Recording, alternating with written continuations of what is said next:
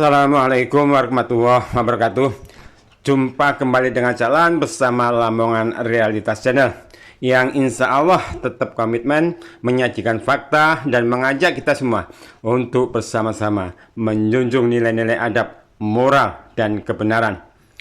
Pemirsa, ada pernyataan yang menggelitik bagi mereka yang masih di atas akidah yang lurus. Katanya, NU adalah organisasi terbesar di Indonesia.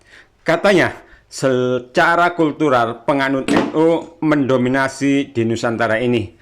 Yang tentu yang jadi sebab mayoritasnya penganut NU ya karena para ulama NU sangat cerdas dalam menyebarkannya. Sedang Wahabi akan tetap dalam keadaan minoritas, yang itu disebabkan karena ketidakmampuan para ulama Wahabi dalam mengakselerasikan antara kultur masyarakat tempatan dengan metode dakwah Wahabi yang terkesan kaku. Nah, pemirsa, mari kita uji pernyataan di atas dengan hujah-hujah Alkitabiah, bukan dengan sebatas asumsi yang syarat dengan kefanatik butaan terhadap golongan. Mari kita uji apa benar kemayoritasan penganut NU di negeri ini karena kecerdasan ulama-ulama NU dalam menyebarkannya. Juga kita uji berbanding terbalik bahwa minoritasnya penganut Wahabi dan sulitnya dakwah Wahabi berkembang di negeri ini karena kebodohan ulama-ulama Wahabi itu sendiri dalam berdakwah. Sekalipun sebenarnya secara fakta di lapangan dakwah Wahabi terus mengalami peningkatan secara signifikan. Nah, mari kita survei di catatan-catatan grafik pengikut golongan-golongan dalam Islam di beberapa negara dengan yang melatar belakangi keberadaan dan besarnya pengikut. Pertama, golongan Ahmadiyah. Di tahun 1835, tepatnya di Hadian 57 km sebelah timur kota Lahore, Pakistan, muncul seorang tokoh Mirza Ghulam Ahmad, dan tokoh inilah pendiri dari golongan Ahmadiyah. Sedang menurut timbangan syariat, Ahmadiyah adalah kelompok Islam yang dianggap menyimpang atau sesat. Setidaknya ada dua hal yang membuat ajaran Ahmadiyah menyimpang dari akidah Islam. Pertama, kelompok ini meyakini adanya Nabi setelah Muhammad SAW, yakni Mirza Ghulam Ahmad. Padahal Allah telah menjelaskan bahwa Rasulullah SAW adalah Nabi terakhir. Ada banyak dalil yang menegaskan hal ini. Di antaranya firman Allah Azza wa Jalla, "Makana Muhammadun aba khadim mirrijalikum walakin Rasulullahi wa khataman nabiyyin wa kana Allahu bikulli syai'in alim." Muhammad itu bukanlah bapak dari seorang di antara kamu, melainkan dia adalah utusan Allah dan penutup para nabi. Allah Maha mengetahui segala sesuatu. Kedua, Ahmadiyah juga mempunyai kitab suci selain Al-Quran yang disebut Tazkirah, di mana kitab ini juga menjadi kitab rujukan dalam beramal ibadah umat Ahmadiyah. Karena kitab ini diyakini kumpulan wahyu yang diturunkan kepada sang nabi baru Mirza Ghulam Ahmad. Padahal Allah juga telah menyatakan Islam adalah agama yang sempurna, sehingga tidak ada lagi kitab suci sesudah Al-Quran. Hal ini sebagaimana dinyatakan pada firman Allah Azza wa Jalla, "Al-yauma akmaltu lakum dinakum wa atmamtu alaikum nikmati wa raditu lakumul Islam madina." Pada hari ini telah aku sempurnakan untukmu agamamu dan telah aku cukupkan kepadamu nikmatku dan telah aku ridhoi Islam sebagai agama bagimu. Nah, berdasarkan dua catatan di atas, maka Ahmadiyah telah menyalahi hal-hal yang sangat prinsip dalam akidah Islam. Mereka sebenarnya telah memiliki agama baru, yakni agama Ahmadiyah. Tapi kenyataannya, sekalipun sesat, Ahmadiyah tetap menjadi kelompok mayoritas di Pakistan dan di India. Kenapa bisa begitu? Apa karena Mirza Ghulam Ahmad dan para ulama yang sepaham dengannya merupakan kumpulan ulama-ulama yang cerdas, sedangkan ulama-ulama dari golongan di luar Ahmadiyah yang minoritas itu bodoh-bodoh? Coba jawab. Kedua, golongan Jamaah Tabligh. Jamaah Tabligh didirikan oleh Syekh Muhammad Ilyas Al-Kandalawi, tepatnya pada tahun 1923, yang bermarkas di Nizamuddin, New Delhi. Kelompok ini secara mayoritas diikuti oleh Muslim Bangladesh, dan di India dan Pakistan mereka pada urutan setelah Ahmadiyah, urutan kedua. Doktrin yang dibawa oleh kelompok Jamaah Tabligh ini yakni menghindari persoalan khilafiyah baik fikih, kalam maupun tasawuf.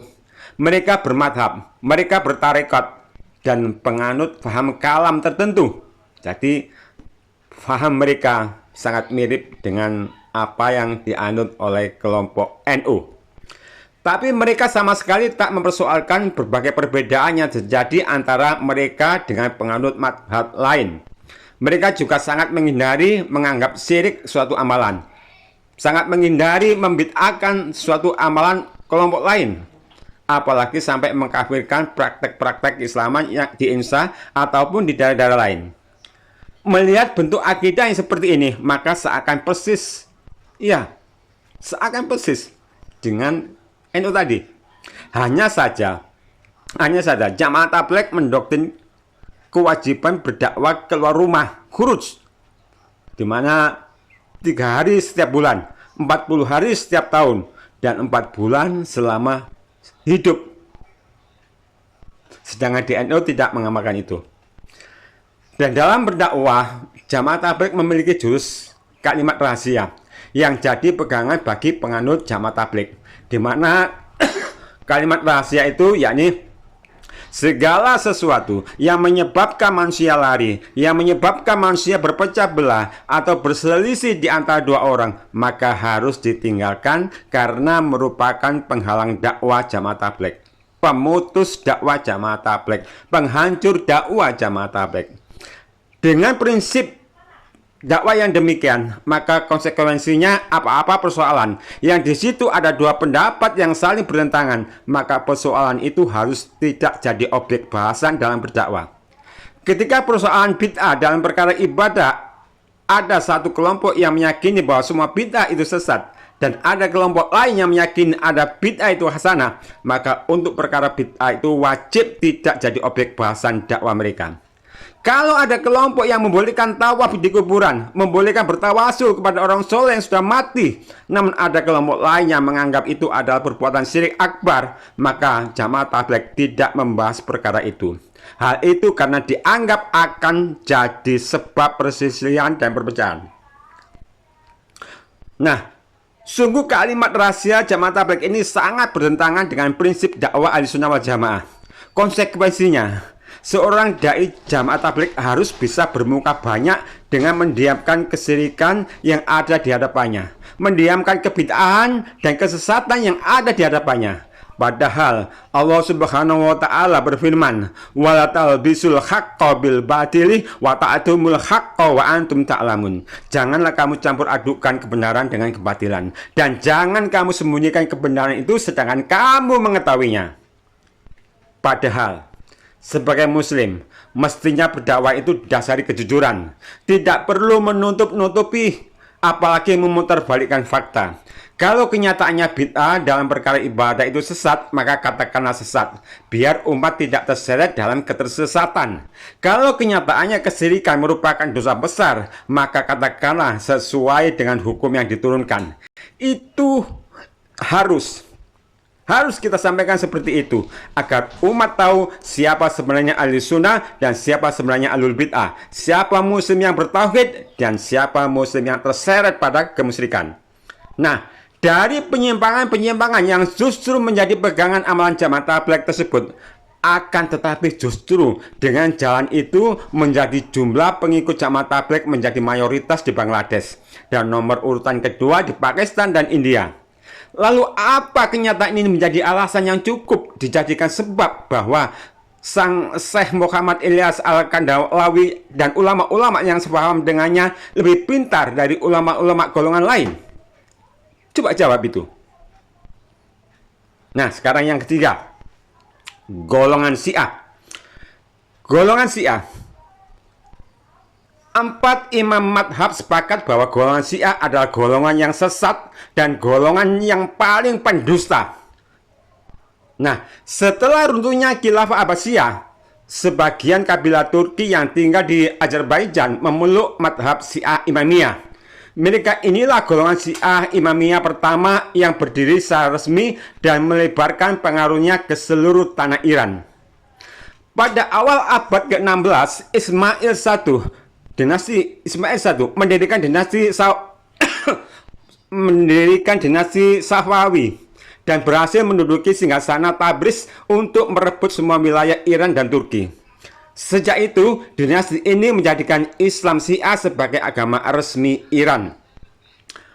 Periode kekuasaan dinasti Safawiyah dapat dikatakan sebagai masa transisi yang mengubah Iran.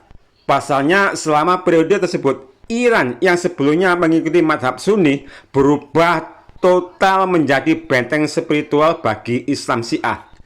Kenapa bisa begitu?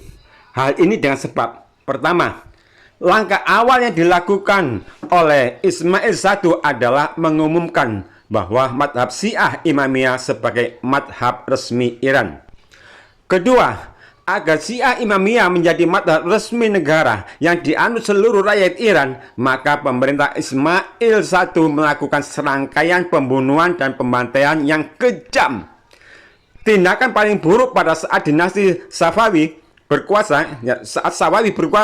adalah mengirimkan para pengacau ke daerah-daerah dan memaki para Khulafaur Rasyidin, memaki Abu Bakar, memaki Umar, memaki Utsman.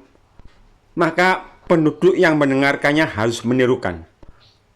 Diperintah untuk menirukan. Apabila menolak, mereka akan disiksa, bahkan dibunuh. Menghadapi tindakan kejam itu, orang-orang Iran tidak memiliki jalan lain kecuali melarikan diri agar tetap bisa memegang teguh Islam Sunni atau terpaksa menerima madhab Syiah. Bahkan dalam satu hari, penguasa Syiah Iran pernah membunuh 140.000 orang Sunni dalam satu hari itu. Kita bayangkan satu hari dikalikan 1 bulan, 2 bulan, 1 tahun, berapa mereka membunuh kaum Sunni. Nah, setelah dinasti Safawi datang dinasti lain seperti dinasti Zandiyah, Qajariyah, Pahlavi, dan Khomeini yang kemudian berkuasa di Iran. Semua dinasti tersebut menempuh jalan yang sama seperti tindakan dinasti Safawi. Setiap hari, orang-orang Sunni yang tersisa selalu mendapat serangan baru. Bahkan sumber-sumber penghidupan orang Sunni di daerah-daerah yang sejajar dengan Teluk juga dikuasai. Hal ini memaksa mereka melarikan diri ke negara-negara Arab tetangga yang berpaham Sunni. Pemerintah Iran menanggapi pelarian tersebut dengan gembira dan dengan seketika menempatkan orang-orang Syiah di kota-kota yang ditinggalkan oleh penduduk Sunni. Cara seperti inilah yang mereka terus lakukan hingga Iran menjadi negara yang mayoritas penduduk yang berpaham Syiah.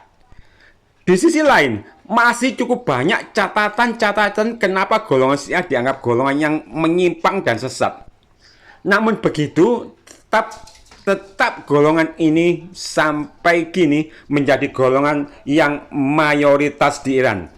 Yang di negara manapun tak ada grafik mayoritasnya bisa melebihi Syiah Iran yang mencapai 95%. Bahkan di negara-negara lain yang juga penganut Syiahnya mayoritas, diantaranya Bahrain, Azerbaijan, Irak, Syria, Yaman.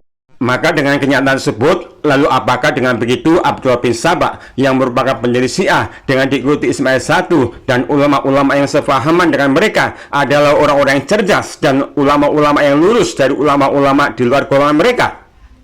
Tidak. Kenyataannya, berdasarkan 3 contoh golongan tersebut, justru golongan yang menyimpang dan sesatlah yang memiliki pengikut secara mayoritas. Itu fakta.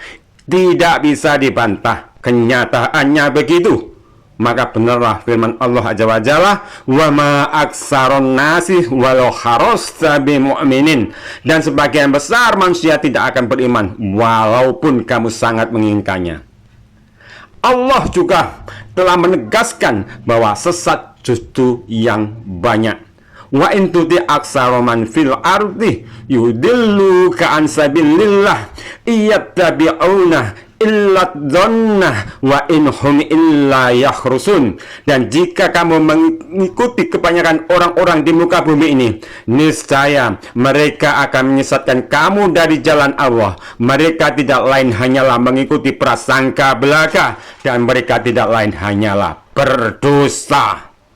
Nah, pemirsa, telah jelaslah sudah bahwa fakta di lapangan telah membuktikan, dan dalil-dalil Alkitabiah pun telah banyak menyatakan kalau kaum yang tersesat itu jauh lebih banyak.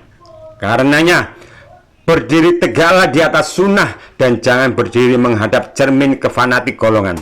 Sebab cermin kefanatik golongan hanya membiaskan cermin terbalik, di mana keburukan diri akan terasa paling baik, ketersesatan diri akan serasa paling benar, dan merasa paling menjaga toleransi dan beradab, tapi kenyataannya paling brutal dan barbar. Subhanakallahumma wa bihamdika asyhadu alla ilaha illa anta astaghfiruka wa atubu ilaik. Wassalamualaikum warahmatullahi wabarakatuh.